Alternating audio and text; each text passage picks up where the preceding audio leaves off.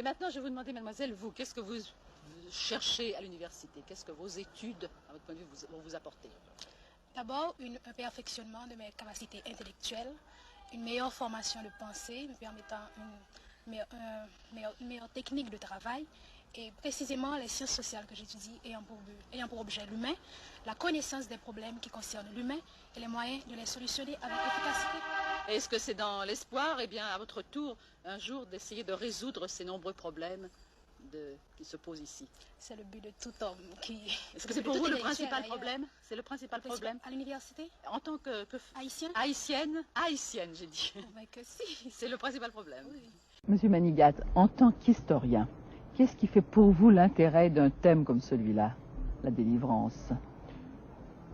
Vous savez, l'intérêt d'un tel thème, à mon avis, réside dans la correspondance qui existe entre l'état d'esprit actuel des artistes, de leurs préoccupations, et l'orientation des recherches dans le domaine culturel en général. Ce thème de la délivrance, le peuple haïtien spontanément, par un mouvement psychologique tout naturel, le cherche dans l'histoire, dans la grande délivrance que notre histoire révèle, savoir cette révolution que nous avons opérée en 1804 et qui nous a fait passer de l'état d'esclavage colonial à l'indépendance nationale.